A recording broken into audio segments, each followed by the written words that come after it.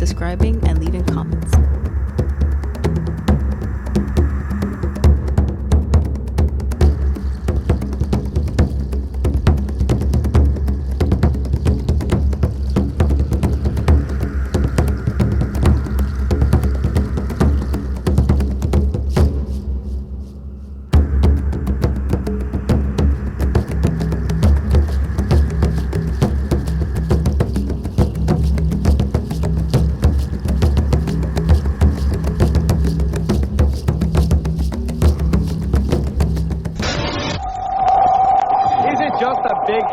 Joke. This thing came up and roared at me. It leaped across the two-lane highway in front of my car. I could see the hair, the muscle movement, and the bulk of the muscles as it moved. Some scientists aren't laughing anymore. They're actually starting to take Bigfoot seriously. Probably the most valuable evidence that's available. Now it can be told. All of the walking cast. That's next. But whatever its name, the reported descriptions are basically the same. A huge, hairy creature that's somewhere between a man and a beast. Come to think of it, that sounds like a lot of New York City cab drivers. But look at this recent Wall Street Journal headline. The shy, hairy beasts live not far from Cleveland, many eyewitnesses say. Well, I don't know about that, but I did ask our Richard Weiss to follow the tracks of Bigfoot. This creature was definitely humanoid. Long, slim legs, chunky, heavy body, but long arms which reached to the middle of the thigh.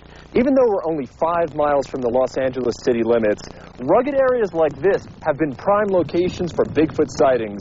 I was coming back from a place called Big Rock Campground, and as my lights shone on a tall, hairy creature, it leaped across the two-lane highway in front of my car. Let me tell you, these creatures are very wily, they're very powerful, very fleet of foot. Peter Guttilla and Terry Albright have been looking for Bigfoot ever since each claims he saw one back in the mid-'70s.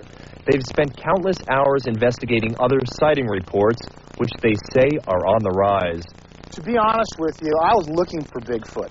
Henry Spearman is a mountaineer who's been searching for this elusive creature for years. So I'd have this whistle, and I'd go out and blow it in the forest, hoping to attract a Bigfoot. Sounds something like, it's a slide whistle. And this thing came up and roared at me like something I'd never heard. I was so frightened by its size because, I know my size. I weigh about 270, and that thing would have weighed somewhere in the 750-pound range. I was so frightened that when I took a step to run, I fell down. My knees buckled. I thought I was having a heart attack. Henry, are you sure what you saw wasn't a bear? There's no possibility it was a bear. It didn't have a snout. It didn't have a dog-shaped face. Bears just aren't built like that.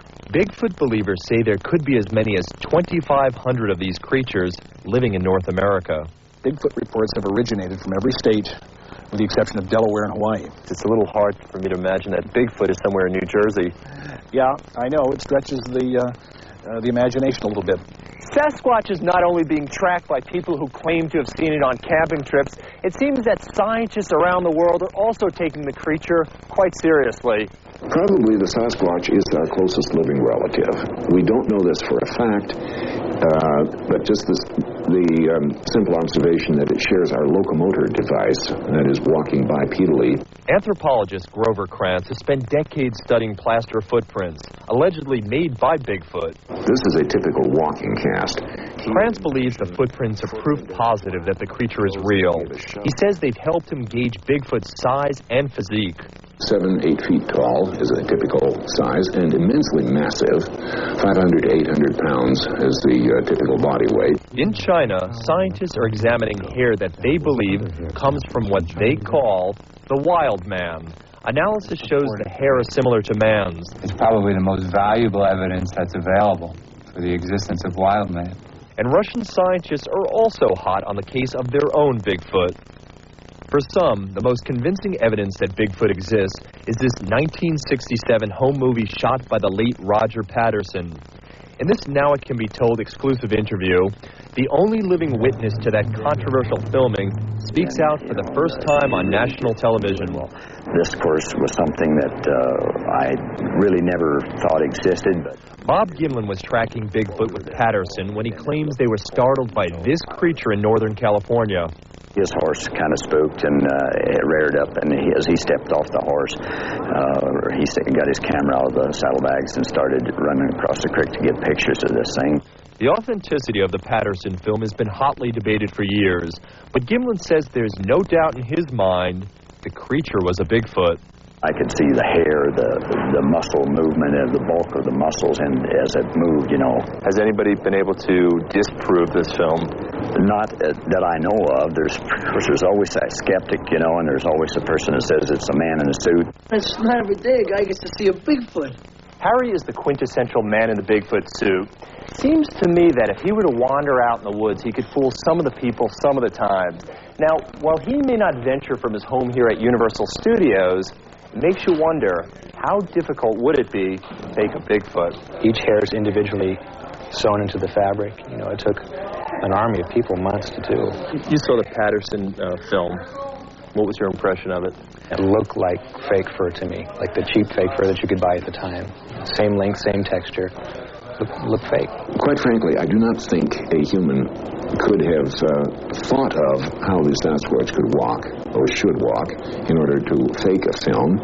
And even if they did figure it all out, which I think is just about impossible, it'd be extremely difficult to train somebody to walk that way. Despite testimony by believers like Krantz, the mainstream scientific community remains unconvinced. They want a body. So why hasn't one been found? So far, nobody has been able to or seen fit to kill a Sasquatch. They're pretty scarce, and they're probably pretty hard to kill. The evidence that does exist remains controversial, but it has led people who claim to have seen a Bigfoot to say, just maybe we should take them seriously. All I'm asking the world to do is to take a look at the information, because there's enough there now, and I think something real is going on that we need to pay attention to. A recent survey of anthropology professors found that just 12% believe that Bigfoot may exist. Despite that skepticism, Dr. Krantz, who you just saw in that piece, plans a helicopter expedition next year to attempt to track this elusive creature.